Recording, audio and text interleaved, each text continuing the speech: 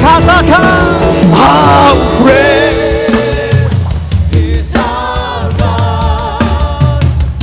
How great is our God. How great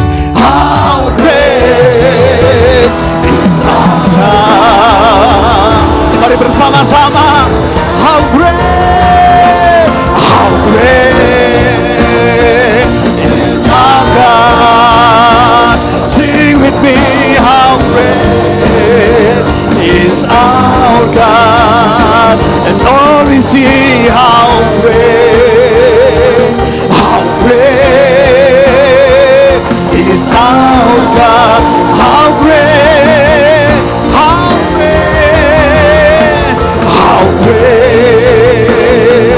is our God. Sing with me, how great is our God. And all we see, how great is our God. Mari tanpa musik bersama-sama akui, how great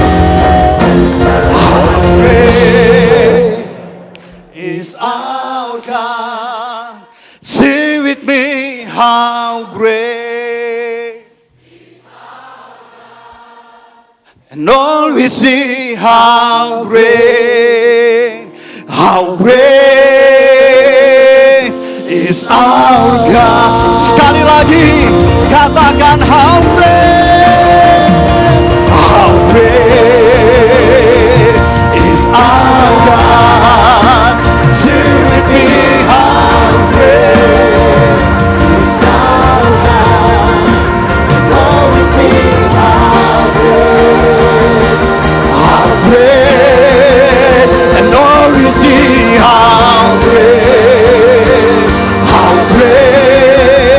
and all we see, how great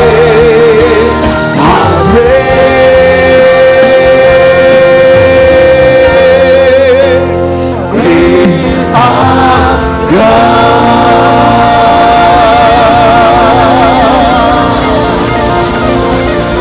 Hallelujah. Hallelujah.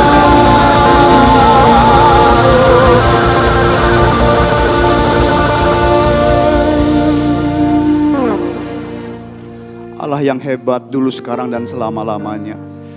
Allah yang baik bagi kami dulu, sekarang, dan selamanya. Terima kasih Tuhan, kami ada di hari di mana kami memperingati kebangkitan Yesus. Membuktikan bahwa Allah kami, Allah yang hidup, Allah yang mengalahkan maut. Terima kasih untuk anugerah terbesar. Dengan kematian Kristus 2000 tahun yang lalu, Tuhan, kami diselamatkan. Oleh karena itu, biar kasih-Mu mengalir sore malam hari ini bagi setiap kami. Biar kasih-Mu melanda setiap kami. Kami menyadari betapa Tuhan baik bagi kami. Betapa Tuhan luar biasa bagi kami. Terima kasih Bapa, terima kasih. Sebentar kami diingatkan firman-Mu. Berbicaralah bagi kami. Urapi kami semua. Di dalam nama Tuhan Yesus kami sudah berdoa. Haleluya. Amin. Silakan duduk kembali Bapak Ibu Saudara. Dengan cepat Bapak Ibu Saudara, kita memperingati Jumat Agung 2 hari yang lalu. Dan hari ini kita memperingati kebangkitan Tuhan Yesus. Bapak Ibu Saudara, saya percaya bahwa semua runtutan kejadian itu adalah membuktikan bahwa Allah kita baik bagi kita. Yang setuju Allah kita baik, katakan amin.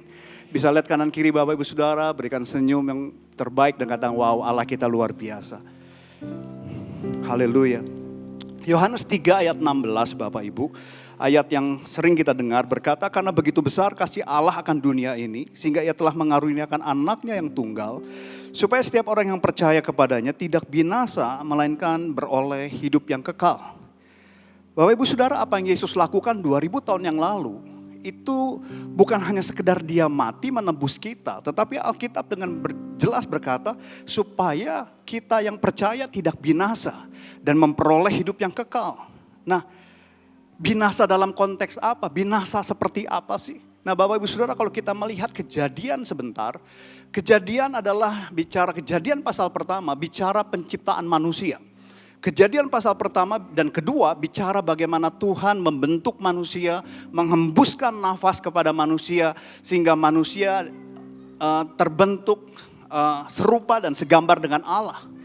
Bahkan di Kejadian 1 dikatakan bahwa manusia itu dibentuk, diciptakan untuk diberkati, kemudian untuk bermultiplikasi dan mendominasi atau menguasai atau memerintah atas dunia ini, atas bumi ini Bapak Ibu.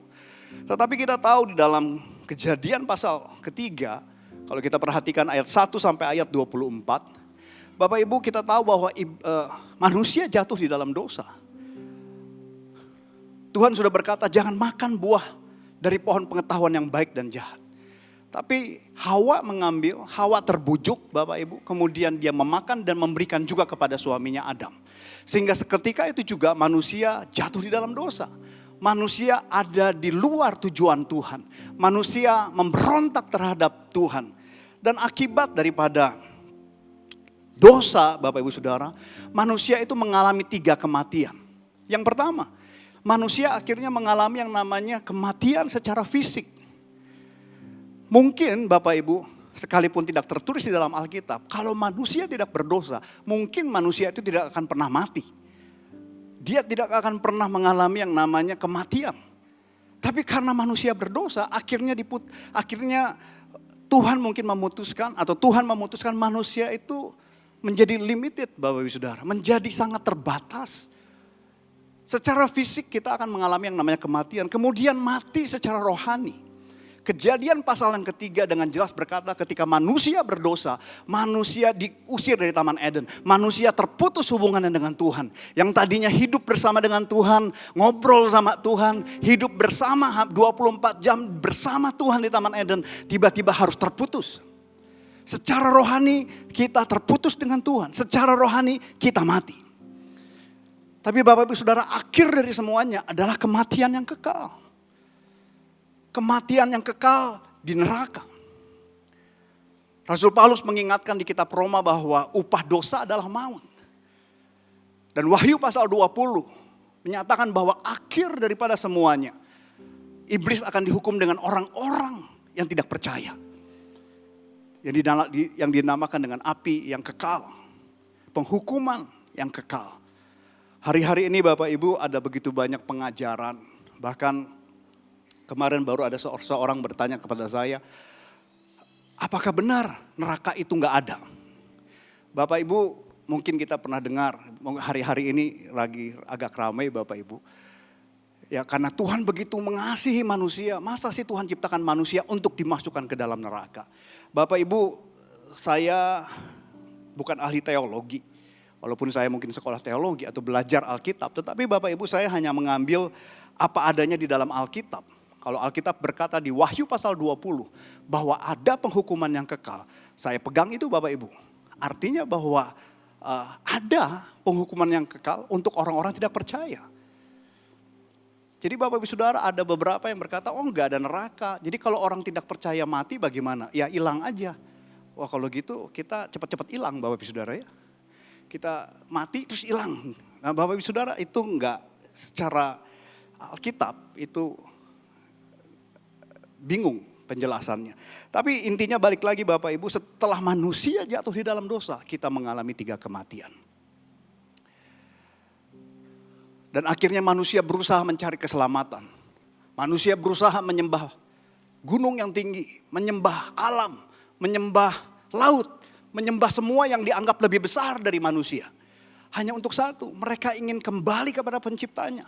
Mereka ingin punya hubungan kembali dengan sesuatu yang lebih besar dari manusia. Makanya kita mengenal yang namanya agama. Agama membuat orang manusia itu seolah-olah berbuat baik untuk mendekati penciptanya. Tapi Alkitab sekali lagi berkata perbuatan baik itu tidak ada gunanya. Karena kita memiliki yang namanya dosa warisan. Sampai akhirnya Bapak Ibu Saudara Yesaya 53 ayat 2 sampai 11.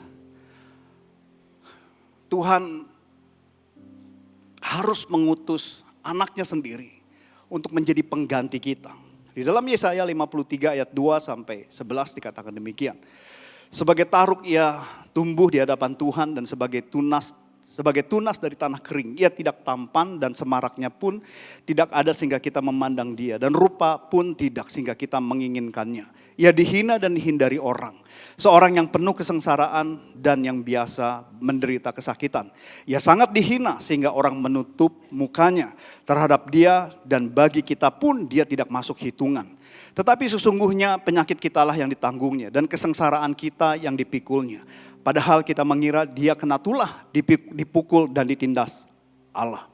Tetapi dia tertikam oleh karena pemberontakan kita dan diremukan oleh kejahatan kita.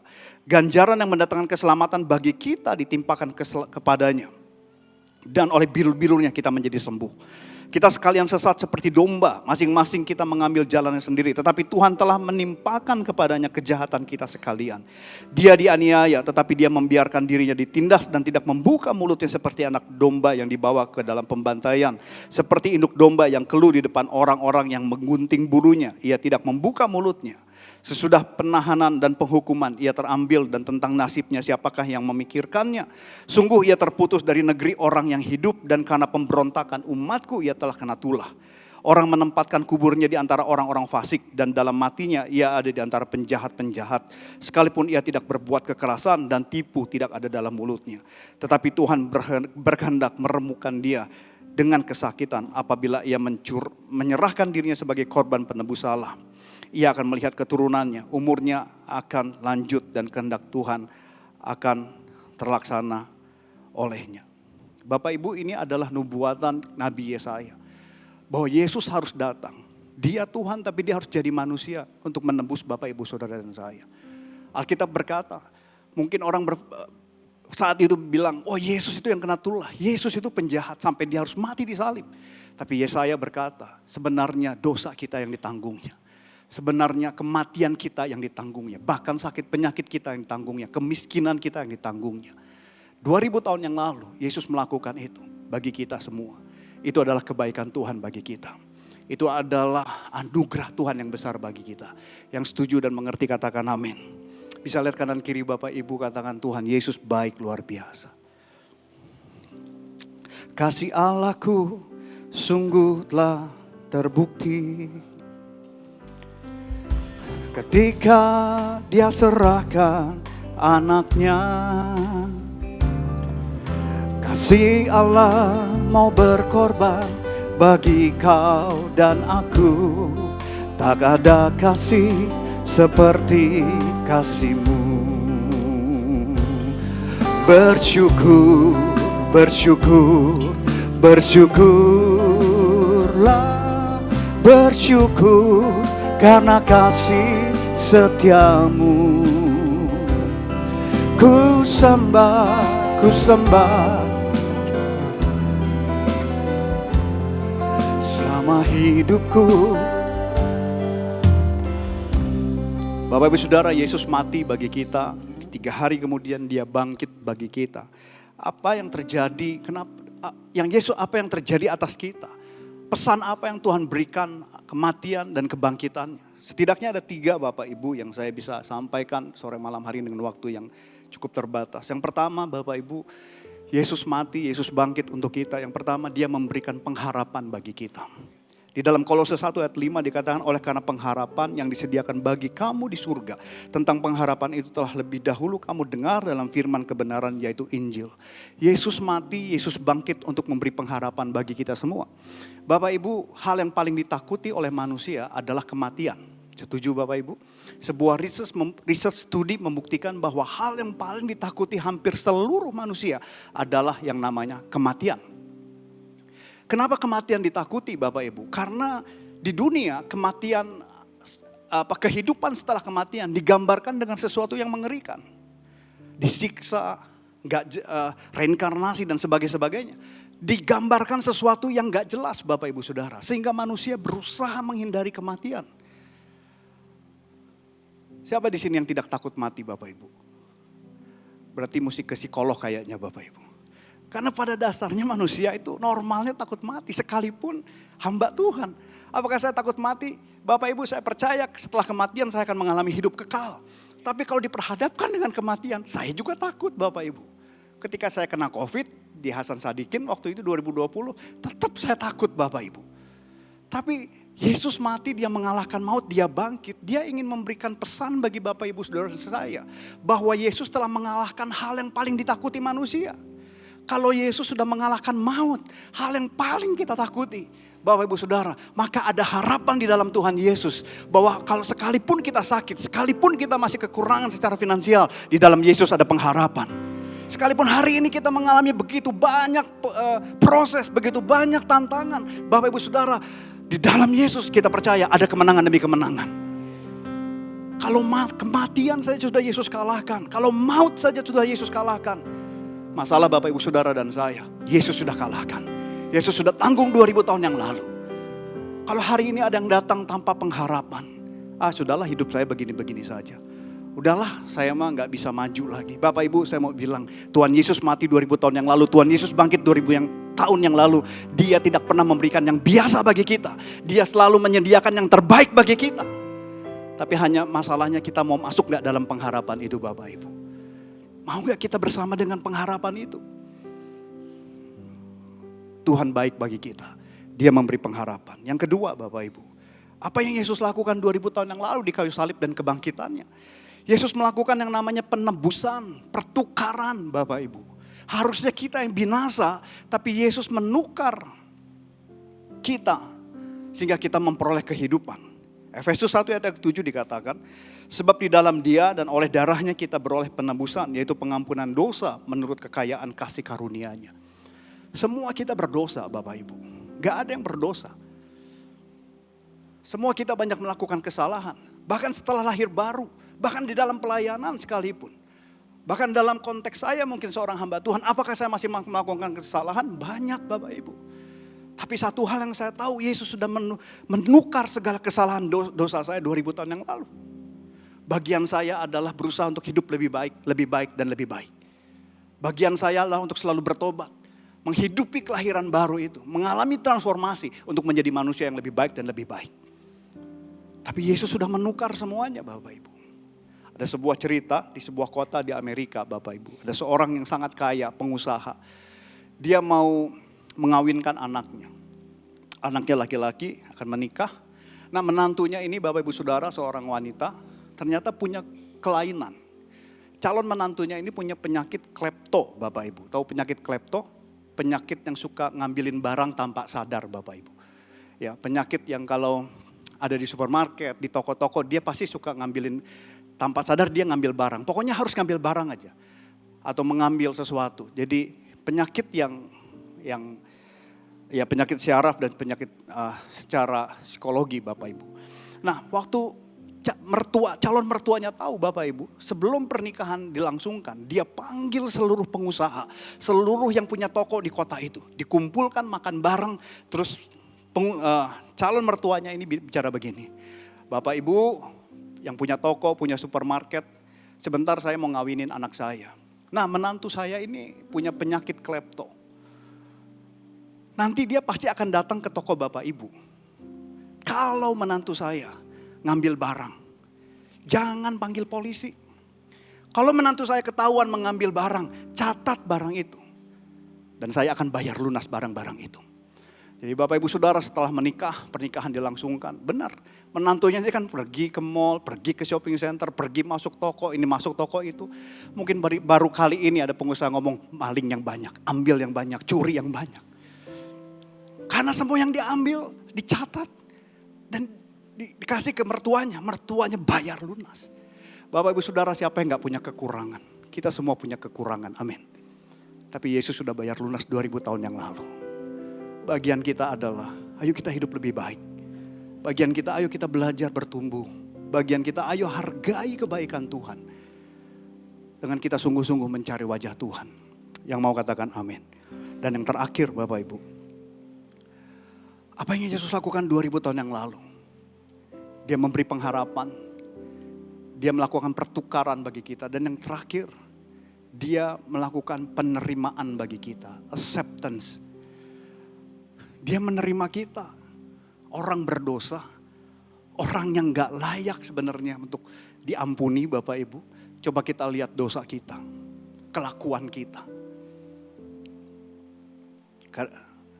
Apa kita orang yang sangat berdosa, orang yang mungkin maaf Bapak Ibu menjijikkan perbuatan dosa kita. Kalaupun kita berkata, Pak tapi saya gak pernah berdosa, bagaimana dengan pikiran kita? Tapi Tuhan Yesus mau menerima kita. Dia gak pandang dosa Bapak Ibu Saudara, dia gak pandang siapa Bapak Ibu Saudara. Di Lukas 15 ayat yang kedua, ini yang Yesus lakukan. Ia menerima orang-orang berdosa dan makan bersama-sama dengan mereka. Yesus menerima Bapak Ibu Saudara. Terjadi penerimaan. Kita yang gak layak kita dijadikan anak. Kita yang harusnya gak pantas. Tapi Tuhan terima kita. Dan karena Tuhan menerima kita, Bapak Ibu Saudara, Tuhan tidak pernah menyerah untuk mengasihi kita. Dia gak pernah menyerah untuk mengasihi Bapak Ibu Saudara dan saya. Dalam kehidupan ini seberapa banyak kita jatuh. Seberapa banyak kita gagal. Seberapa banyak hati kita, pikiran kita jauh dari Tuhan. Pikiran kita jahat, pikiran kita kotor. Hati kita jahat, hati kita kotor. Tapi Bapak Ibu Saudara, satu hal yang saya tahu. Kematian Yesus, kebangkitan Kristus memberikan penerimaan. Dia tidak pernah menyerah kepada Bapak Ibu Saudara dan saya. Sekalipun hari ini kita jatuh terpuruk, hidup di dalam kubangan dosa, Bapak Ibu Saudara, ini waktunya kita lihat Tuhan tidak pernah mengasihi, tidak pernah berhenti mengasihi Bapak Ibu Saudara. Ayo bangkit, ayo alami sebuah pemulihan. Dan saya percaya hidup kita akan dipulihkan, kita akan naik, tidak turun menjadi kepala, tidak menjadi ekor. Yesus melakukan penerimaan bagi Bapak Ibu Saudara dan saya. Saya tutup dengan sebuah klip Bapak Ibu Saudara. Klip ini sebenarnya klip iklan Bapak Ibu Saudara ya. Tapi klip ini menceritakan tentang seorang ayah dan anaknya. Sebuah keluarga, ada anak. Anaknya ini remaja menjadi pemuda Bapak Ibu. Kemudian anaknya ini yang namanya anak remaja, anak pemuda mungkin berargumen ributlah dengan ayahnya Bapak Ibu. Kemudian anak ini akhirnya kabur dari rumah, dia bekerja. Tapi ketika dia bekerja, dia mengalami kecelakaan Bapak Ibu Saudara. Dan mengalami kelumpuhan. Nah kita akan lihat respon daripada ayahnya. Kita akan lihat apa yang terjadi setelahnya. Kita saksikan klip berikut ini.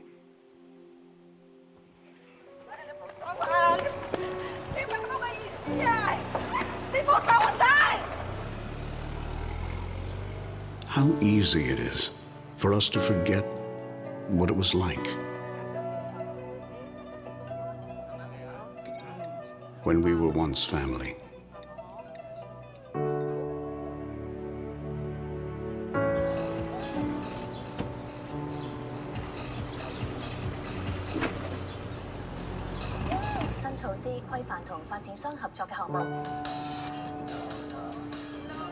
The times we shared.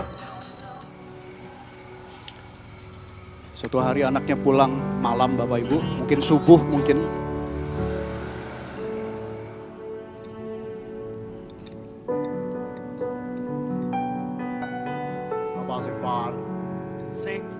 Mereka berantem. How easy it is for us to forget how to love. Dia lari dari rumah. Kemudian dia bekerja Bapak Ibu.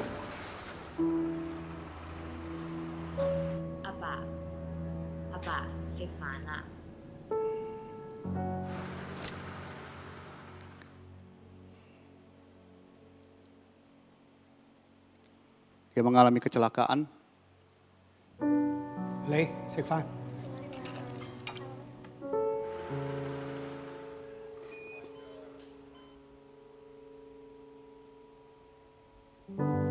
How easy it is for us to forget how to smile. Anaknya menjadi lumpuh Bapak Ibu.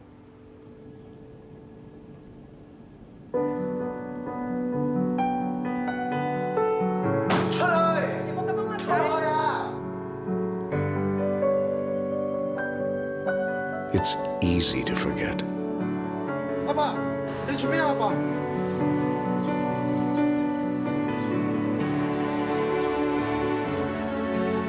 Say, lihat mo ang puli.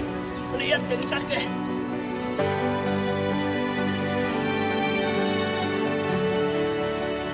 But it's even harder not to love.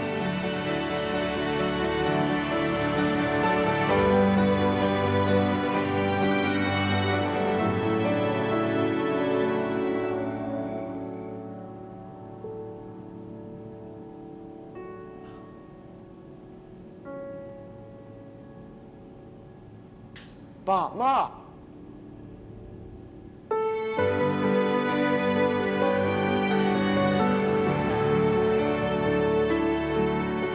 Apa? Nama Stefan. ใช่เซฟาน Kongsi Facai Bapak Ibu Saudara. Family. Ini iklan Imlek sebenarnya Bapak Ibu ya.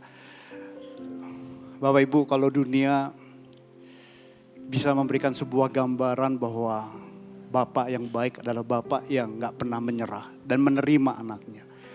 Saya percaya Bapak di surga jauh lebih daripada apa yang kita saksikan. Yuk Bapak Ibu Saudara, kita alami Tuhan. Ayo kembali kepada Tuhan. Kalau kita seperti pemuda tadi, kita memberontak, kita jauh, kita gak peduli dengan hal-hal rohani. Ini waktunya kita kembali kepada Tuhan. Mari kita bangkit berdiri bersama. Kasih Allahku sungguh telah terbukti ketika Dia serahkan anaknya. Kasih Allah mau berkorban bagi kau dan aku. Tak ada kasih seperti kasih Allahku. Kasih Allahku sungguhlah terbukti ketika Dia serahkan anaknya. Kasih Allah mau berkorban bagi kau dan aku. Tak ada kasih seperti. Mari malam hari ini katakan bersyukur, bersyukur, bersyukur, bersyukur karena kasih setiamu.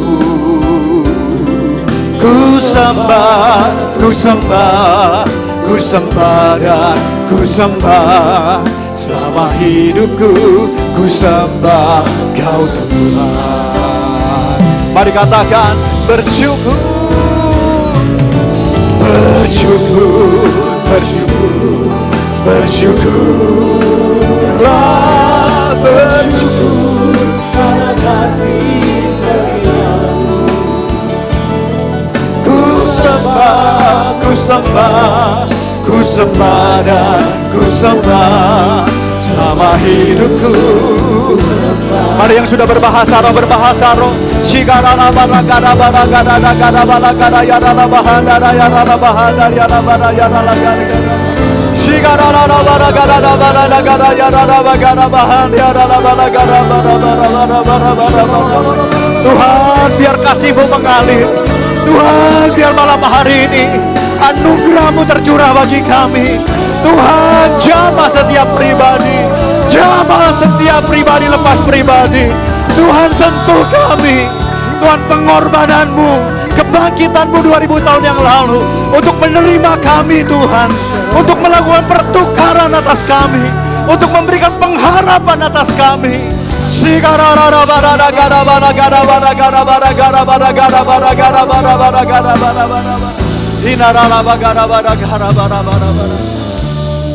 Bapak Ibu Saudara, mari pejamkan mata kita.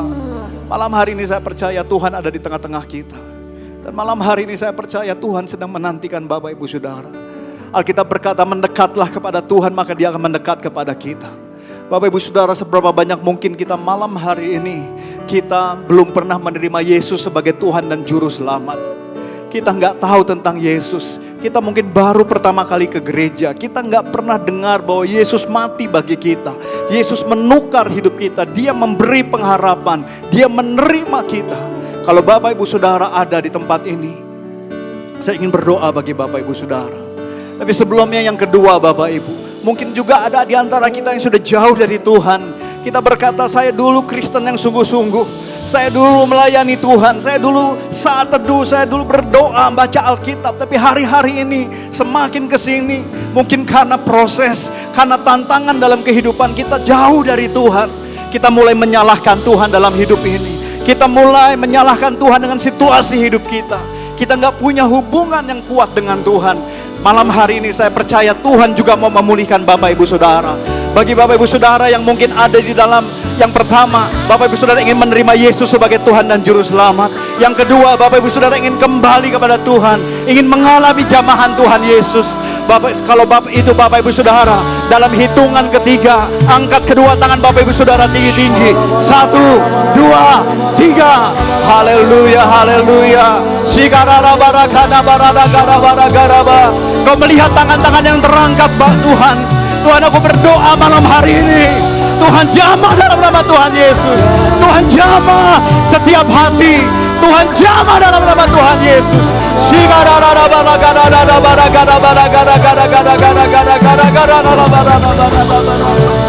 Haleluya, haleluya. Bapak Ibu Saudara, mari ikuti doa saya. Yang mengangkat tangan tetapi juga yang tidak mengangkat tangan, ikuti doa saya dengan suara yang keras. Tuhan Yesus, mari lebih kuat Bapak Ibu. Tuhan Yesus, malam hari ini saya membuka hati saya. Saya mengundang Tuhan Yesus masuk dalam kehidupan saya. Menjadi Tuhan, menjadi Raja, menjadi Juru Selamat dalam kehidupan saya. Ampuni setiap dosa, ampuni setiap ketidaktaatan. Tapi malam hari ini saya percaya nama saya tertulis dalam kitab kehidupan. Malam hari ini Tuhan jamah saya, jamah hati saya.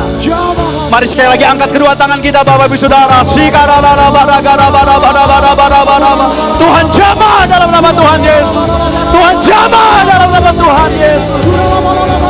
Roh Kudus, mari beracaralah di tengah-tengah kami. Tuhan, sentuh hati kami. Sendiri arala bara gara.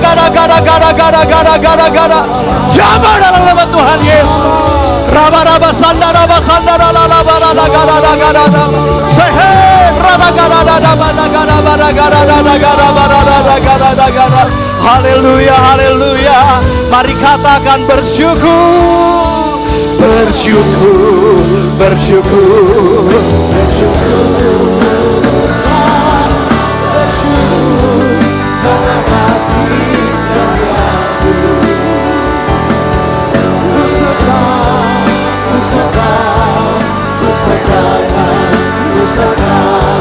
selama hidupku, ku sembah Kau Tuhan. Mari sekali lagi saudara, angkat syukur kita ke bersyukur, bersyukur, bersyukurlah, bersyukur karena kasih setiamu. Ku sembah, ku sembah, ku sembah dan ku sembah, selama hidupku ku sembah Kau Tuhan. Selama hidupku ku sembah Kau Tuhan. Selama hidupku ku sembah Kau Yesus. Kemuliaan bagi Dia, haleluya.